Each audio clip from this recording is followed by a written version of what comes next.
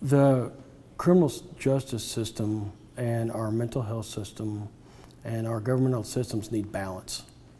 We have to have balance, and we don't have balance. And it takes people from all walks working together as one to find what is the balance for our society.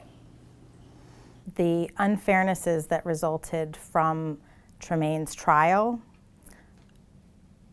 are beyond the pale. Tremane was saddled with an attorney who was way over his head, so the jury was left with a very, very incomplete picture of Tremaine's life, who he is as a person, and as a result, he was convicted and sentenced to death, Tremane, and his brother, Jake, got a life sentence because he had a better attorney. Jake, I am angry. Or I was, I'm not now, but I was angry that Jake drug Tremane into what he had going on. Rather devastating, to be honest with you. Just hated to see it that route when it was so preventable.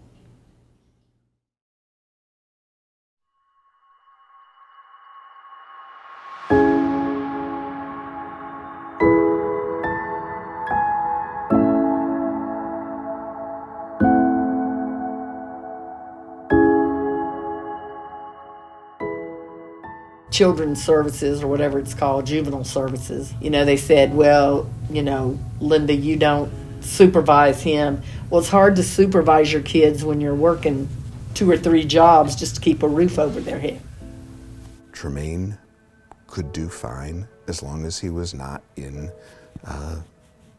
his family home. That if he was, as long as he was fundamentally not around Jake, but also not around his family, his mother. If you look at the times when Tremane started getting in trouble, whenever he was taken out of that household and separated from Jake, he thrived. He thrived.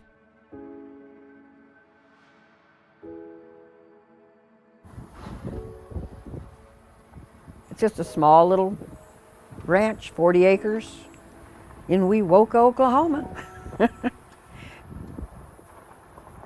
I think that anytime you change somebody's living conditions and the culture that they were brought up in, from the streets to a working farm, that it's going to have some type of impact on them, and it shows a completely different way of life, from the gangs to herding cattle. Tremane spent a semester of 9th grade in the home of Jan and Albert in foster care. I'm telling you, when I took Tremane down there, Tremane did not want to go. It was a very long 45-minute ride.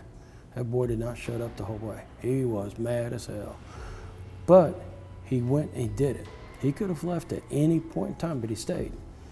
And he gave it a shot, and he put forth a lot of effort, and he was successful down there. A lot of the boys were either in gangs or headed to go into gangs, and they were looking for people that would take them to keep them out of that environment and just give them a fresh start, a new outlook on life. We had horses, we had cows, we had pigs, chickens. None of them had ever really been on a ranch, and they all had chores to do that they had to do to basically earn the right to go out on the weekends and that type of thing. Everybody had to pull their own weight. Here's this city boy. He didn't know a tractor from Shinola, okay? But his foster father taught him how to ride this tractor. And here's this kid out there brush hogging, which growing up at the country as I did, brush hogging is not fun. That's not one of the entertaining jobs out in the country. But yet he's out there sitting on this tractor, bouncing up and down, hooping, hollering, singing, brush hogging, having the damn time of his life, like a true teenage kid. His foster parents, Jan and Albert, talked about how well-behaved he was, how helpful. Al boxed Golden Gloves for 15 years. He put a complete gym in the top of the barn for the boys, and speed bag, heavy bag, complete boxing ring. Al used that opportunity of the boxing and the working out to talk with Tremane, to get Tremane to talk, to open up about emotions and feelings and beliefs and behaviors. Everything Al was doing, he wanted to do it with him. I think it teaches them a different outlook on life. He was vice president of his school class. His grades were good. Everything was a turnaround, you know, and people noticed it. He was excelling in sports and academically when he was there, and he loved it there. And it was like freedom, and it was opportunities that he hadn't previously had before. He always says that had he been able to stay in that environment, his life would have turned out completely different. He could have acted up. He could have done bad things. He could have continued the same kind of lifestyle that he did in the streets of Stillwater. He chose to get along with his schoolmates, with his foster brothers, with his foster family. He made those choices. Therefore, it showed that the lifestyle that he wanted. I remember him specifically coming to me at one point wanting to get the gang tattoos removed. That's huge. That was huge because he knew at that point in time, once they were removed, he was going to be ostracized from his family and from his old friends and from his old lifestyle. When you see success like that, unfortunately, very often the reward is family reunification.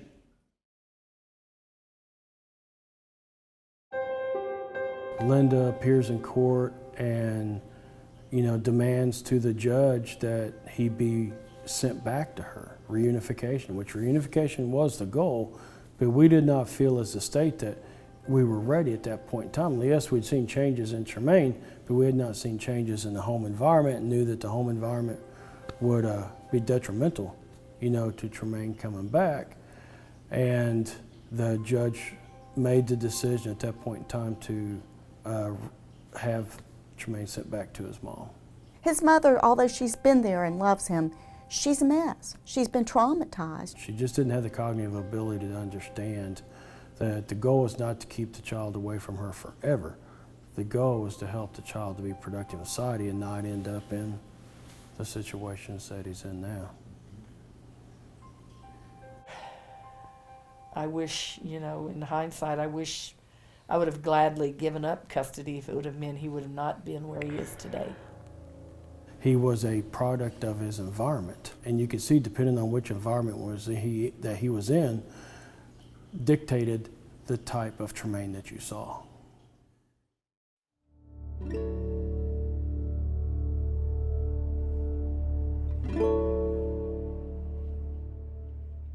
The environment in that home was one of extreme violence, extreme domestic violence and physical abuse of Linda by his father, Raymond Gross. Raymond was one of the meanest, most violent people I have ever known in my lifetime. And my kids, including Tremane, were subjected to watching the abuse. And as little kids, they couldn't do anything about it. Tremane and his brothers witnessed a huge amount of abuse, which is reported by all three brothers and also corroborated by reports from protective services, police reports, hospital records. I remember my dad going in and grabbing my mom and taking her in the bedroom. And he had stripped her naked and tied her to the bed. And he had poured alcohol all over her body and made me stand in the door and watch. And he lit a Zippo that he had in his pocket and told me to tell my mom goodbye and that I would never see her again. Tremane's father, Raymond Gross, was a police officer, and he in fact became the chief of police in Langston, Oklahoma, where the family lived. Tremane said that was the period where the abuse was most horrendous. They felt that there was no recourse, nothing they could do in the face of this, of the violence. I cannot ride by a lake if it's windy and the water is choppy. I have an anxiety attack because he used to tell me, I will kill you and drop you in the water and no one will ever find you. The mother had her nose broken, teeth taken out, choked, sodomized. And I asked Tremane, you know, what did he remember when these things happened? Some kids hide. He remembered hiding, but he always remembered Jake being there and protecting him. It's really hard to parent your kids when you're in survival mode. You know, there's a saying that says everybody dies, but not everybody lives. And we weren't living, we were just surviving, just trying to stay alive for another day.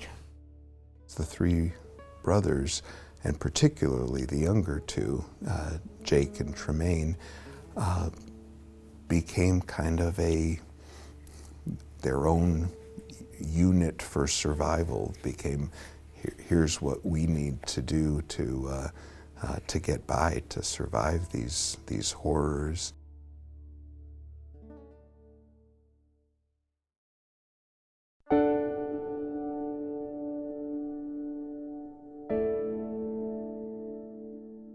Jake took on all the anger that Tremane has not taken on. He embodied it. He was angry till the day he died. Jake turned out vicious and violent and hate.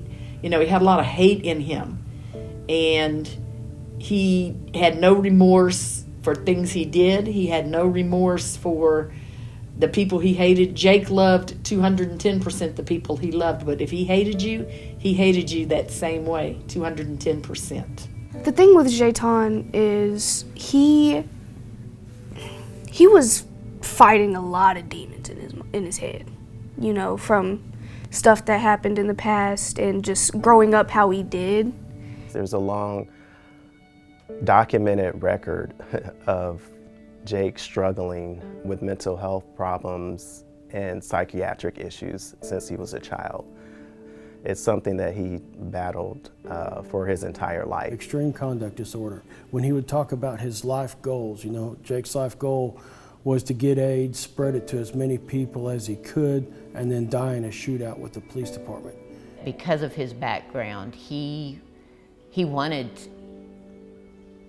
to kind of be a monster in a way. He wanted to scare people. I think that was his way. I mean, it was a defense mechanism. So Andre was left to care for Jake and Tremane, and Andre was suffering from trauma himself. He was more introspective, he was more passive.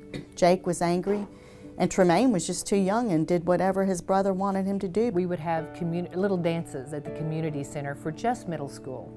And they were sweet and they were goofy and they were fun and they were safe.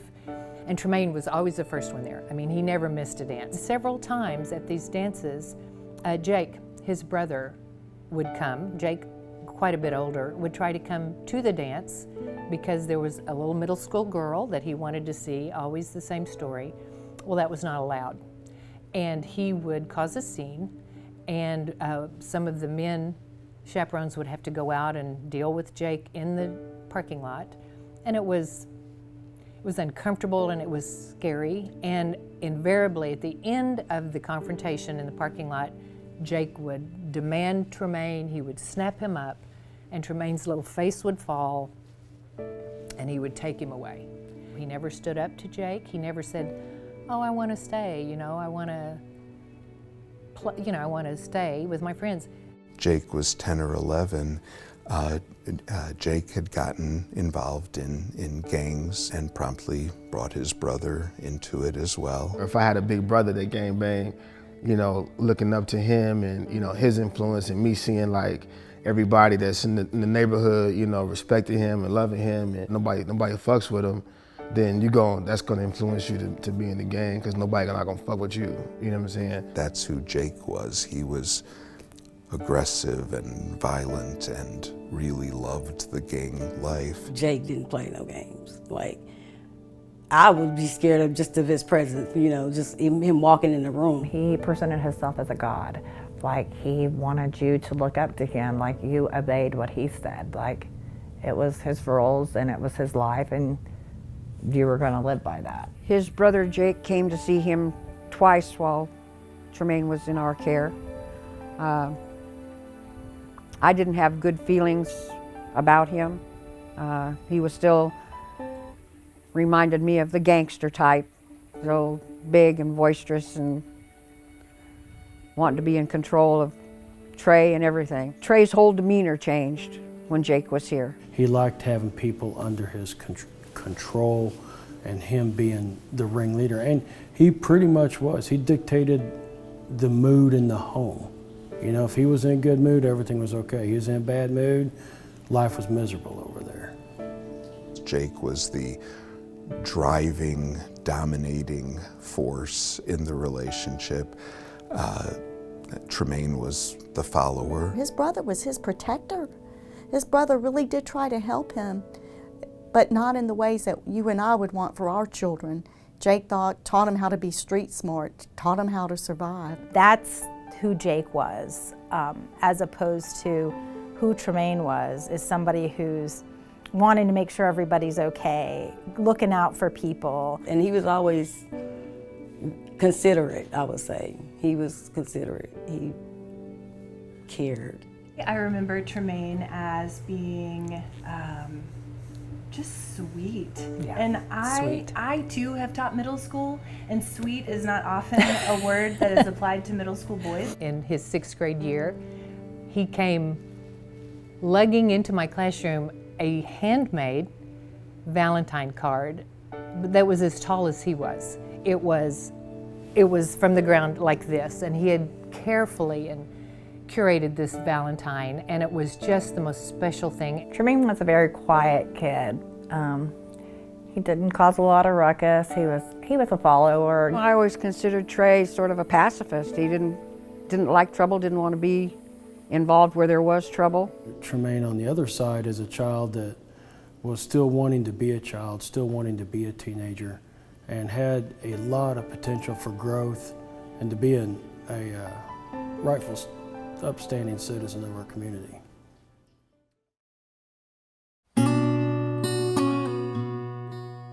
Jake had only been out of prison 2 months when this happened. He got out in October, and this happened on New Year's Eve. When Jake was incarcerated, Tremane had a job. Tremane would get him a car, you know.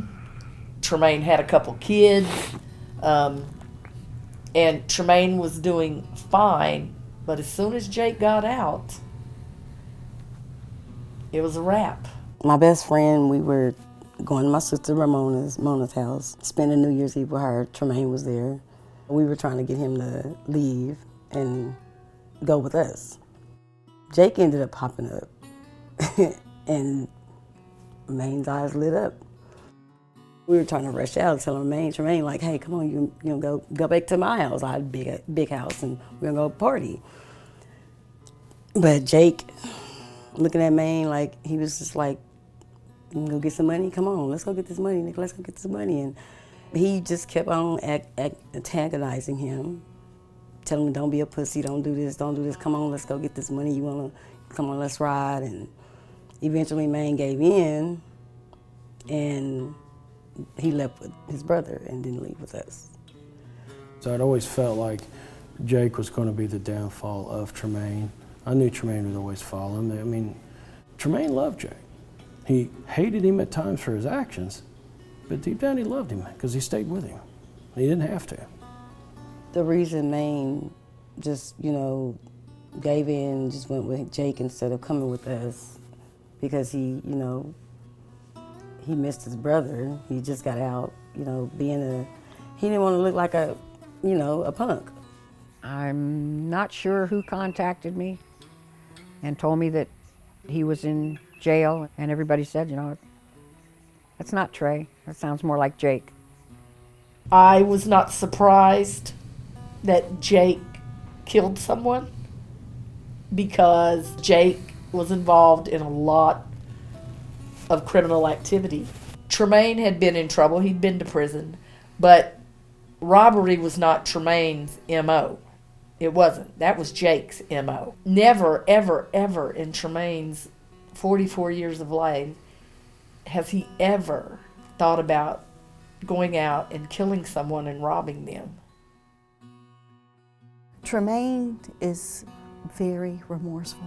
Even though he didn't kill the victim, he knows that he was part of it by being there, by having his brother, not stopping his brother. And he talks about the trauma he calls the living victim, and that's who he focuses on. He focuses on the person who witnessed this, the other victim, and how much trauma he probably has. And Tremane, having been through trauma too, knows that his actions have scarred this man for life, and he's very sorry about that. Tremane is not angry at his brother. He doesn't blame him. He blames only himself. He says, none of this would have happened if I had only been able, if I had only been strong enough to say no to Jake. And he wasn't, and he holds himself fully accountable for all the tragedies that ensued. He feels extremely remorseful for being involved with his brother and wishes, that he could take that back. We know from talking to other individuals who, saw him after the crime, shortly thereafter, that he was just beside himself, crying, upset. The next morning, Tremane was there. He came out the room and he was just like distraught, and I'm like, what's wrong? What's wrong with him? And we ended up leaving, taking him somewhere. He was like in the car. I was driving. He was crying. He was crying really bad and just shaking in the back seat, and just I'm looking in my mirror like, damn, cousin, what's going on? What's going on? He's freaking out, and then he just throws up on me, and I'm like, what the hell? And I slam on the brakes. I'm like, what's going on? And he just kept screaming, nobody was supposed to die. Nobody was supposed to die. And I'm like, what's going on? At that point, I got out, told my sister to drive so I can, kind of clean myself up. And so I sat in the back with him, and she started driving, and he was just holding me and just crying, and I kept saying, it's gonna be okay, it's gonna be okay. He was just, I had never seen Maine like that. I've never seen him like that. Jake had no remorse. He was like, he told us one time, I don't give a damn about that boy that died. I don't care how it affected his mom. All I care is that my little brother got caught up in this and how it affected my mom. He didn't care who he hurt. No, Jake was not no, he would not. He's apologized for what? He don't give a fuck. I mean, excuse my language, but he don't care. You're in his space. This is his world, you live in it.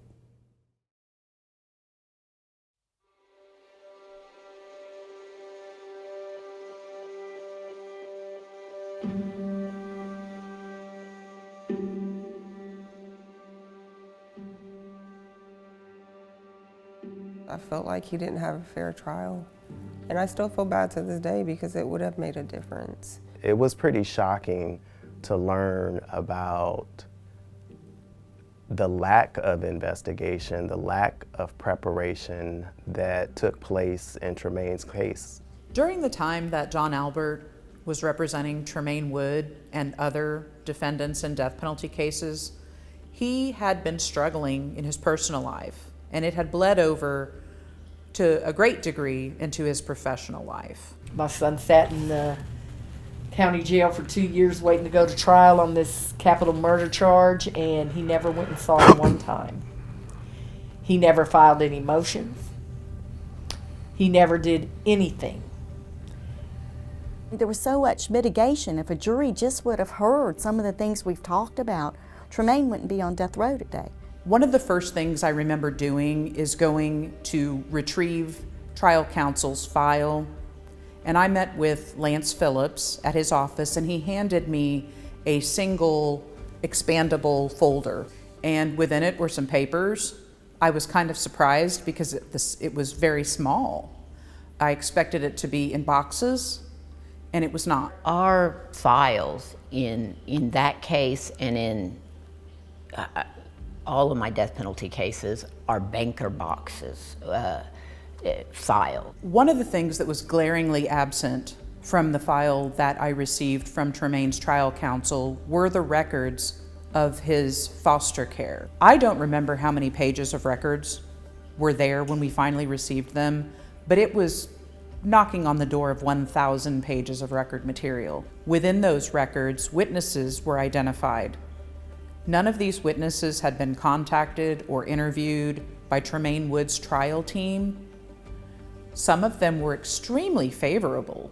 You know, it was kind of surprising to be in contact with so many people from the system, juvenile workers, foster parents, people who normally are not the best witnesses for some of our clients, who were very eager to help, who liked Tremane, who told stories about how unfortunate it was that he was reunited with his family after he had been in the foster system. A penalty phase can last anywhere from several weeks to several months.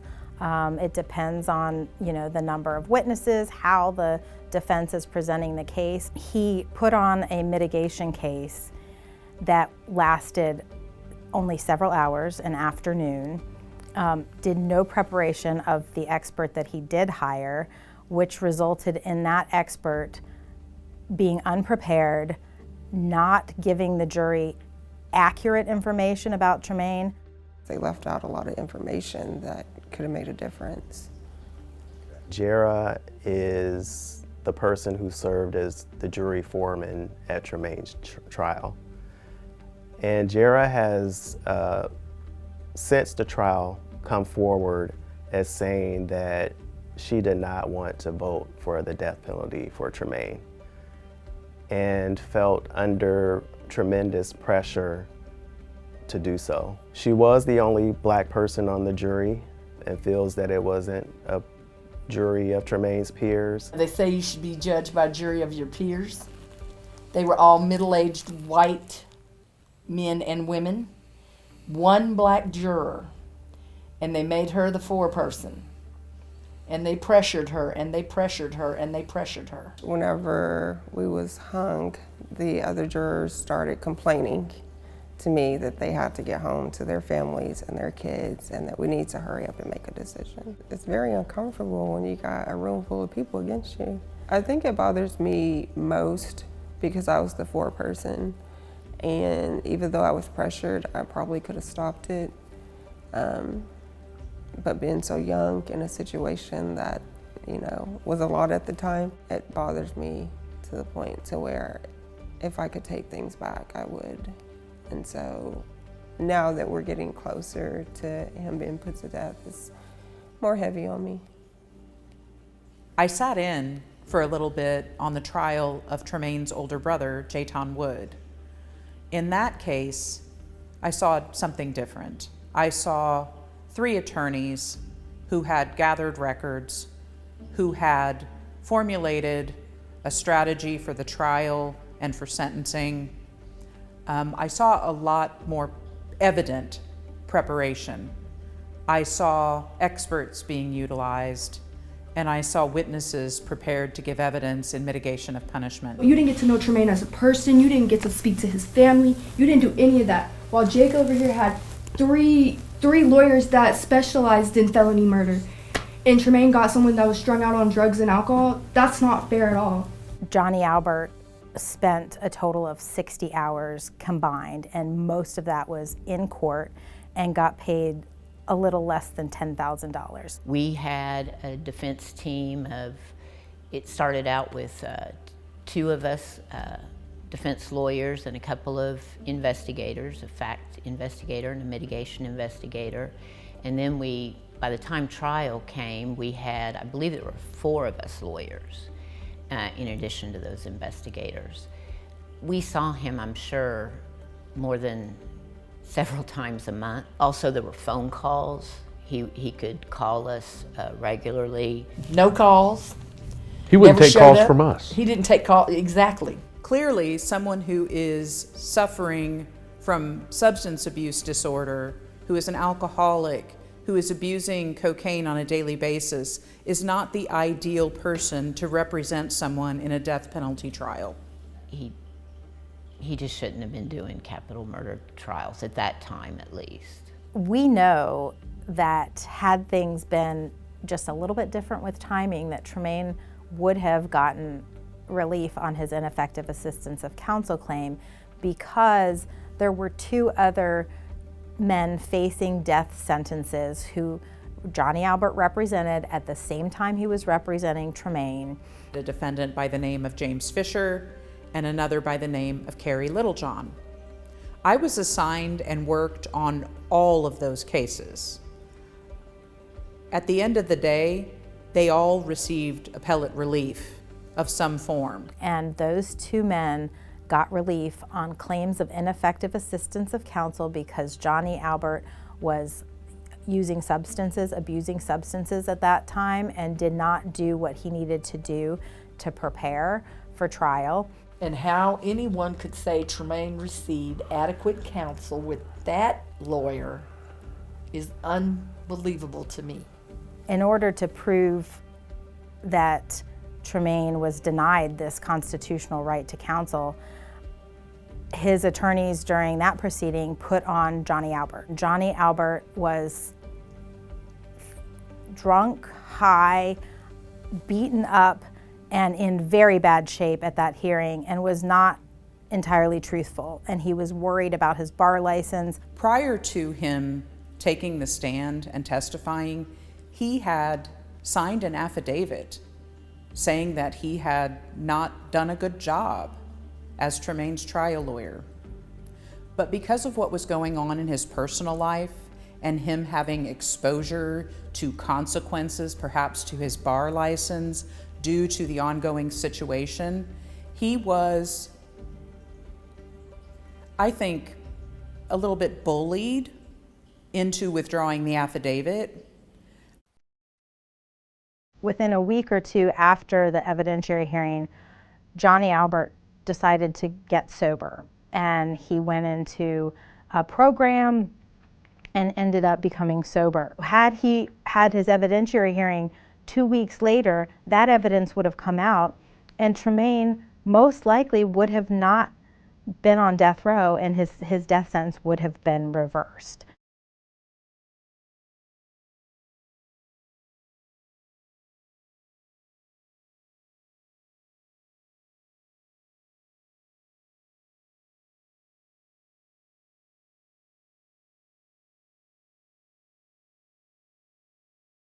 When I met with Johnny Albert, he handed me his business card with a note to Tremaine, and it said, "I'm sorry for everything in the past.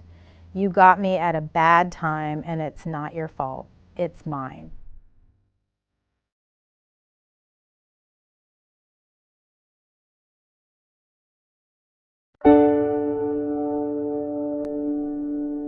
My father is a deeply caring and understanding, kind person. He just got dealt the wrong hand. He has this unique, innate ability to put himself in other people's shoes, to see the world through other people's eyes, to put other people first. He made me a better person. I can't tell you, I've never said that about another inmate 35 years. Knowing him makes the people who know him a better person. In times in his life where people should have been pouring into him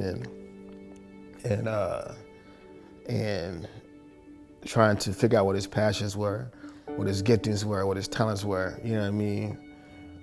Those things were probably being exploited by the people he looked up to. One thing that sticks out to me with Tremaine is his resiliency, and I think it's really a hallmark of who he is as a person. For someone that's on death row, you wouldn't think he would be as positive in the mindset that he is in, since, you know, his life is in someone else's hands. He has been through so much trauma. He's been through horrible things, and he's managed to keep his integrity. He's kept his soul. He's kept his humanity. The amount of love that he pours in other people in our family, it just really shows how good of a person he is. Tremaine plays a really, really important role in Andre and Brooklyn's life, especially Brooklyn. Tremaine has brought Brooklyn out of a really dark place. Like, I was getting bullied at school every day. I was coming home crying every day. And she had gotten you know, depressed and got into doing self-harm. I wanted to skip class every day. I wanted to sleep in class. I didn't want to wake up. I didn't want to do my work. And he told me, he said, Brooklyn, you can't do that. If you want to go be what you want to be in the future, then you need to get your grades up. You need to stop slacking, stop being lazy, quit laying in bed all day, do your homework, do your extra credit. I can't express how big of an impact he's made on not just her, but my son, Andre Wood Jr. I just finished my senior year in high school. Tremane actually helped me through that quite a bit. Currently, I'm working at Iris Memory Care.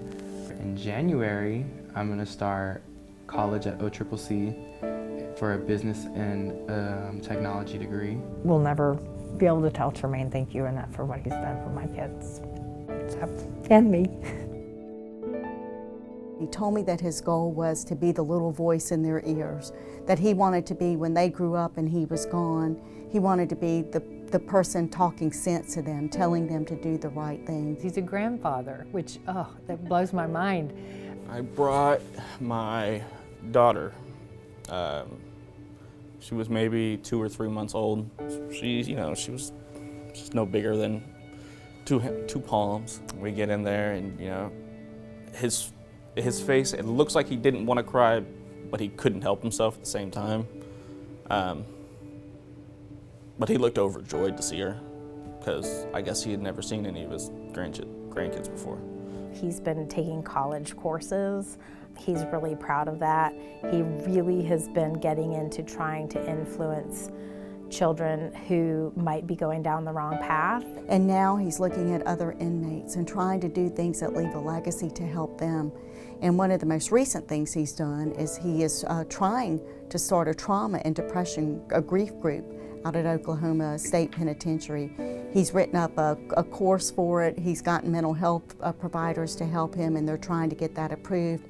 And it's to help them process trauma or grief. As he's tried to process his own trauma and grief, he realized that sometimes institutions are not the safest places to be vulnerable, where you can grieve, where you can be sad, where you can let your guard down. So the empath in him is trying to help others and come up with a way where it will be safe for people that are in vulnerable situations to be able to grieve. And I think that's a great example of how he thinks of others and what they need.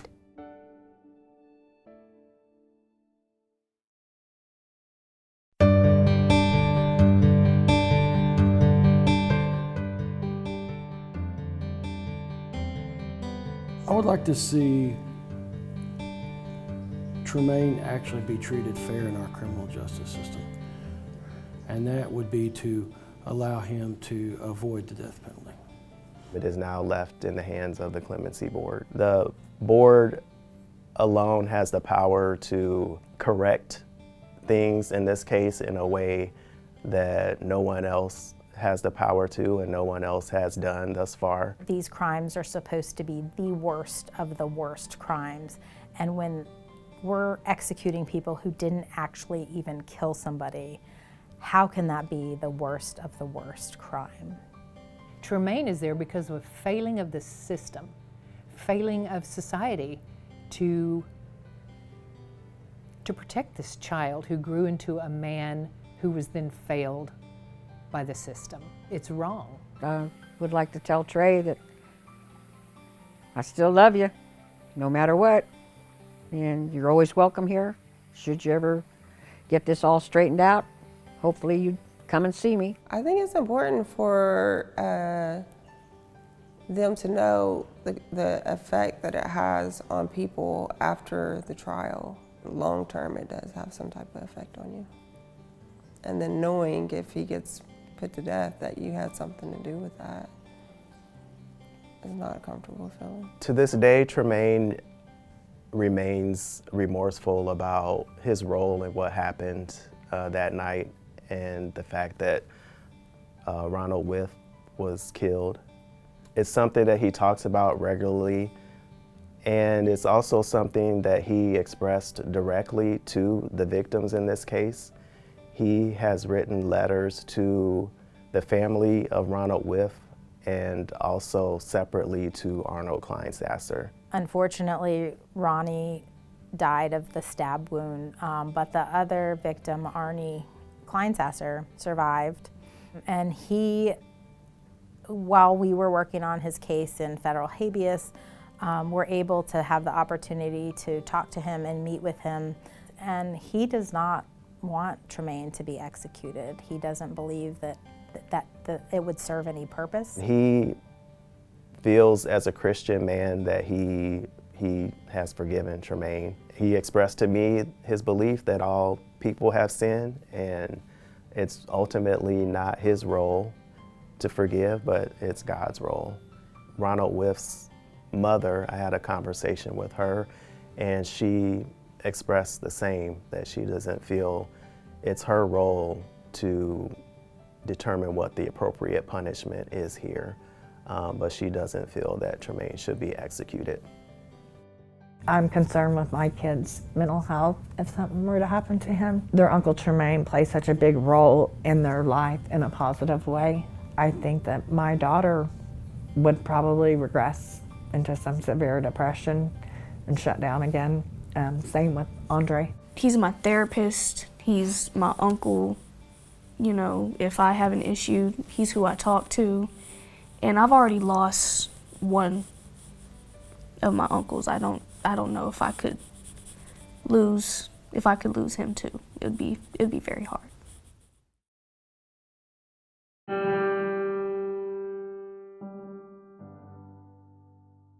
He was a really damaged person, and he felt a lot of guilt for Tremane ending up on death row. For Jake, Tremane's life had value.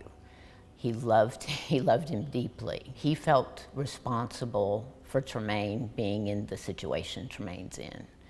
Tremane suffered immensely when his brother died. He suffered immensely.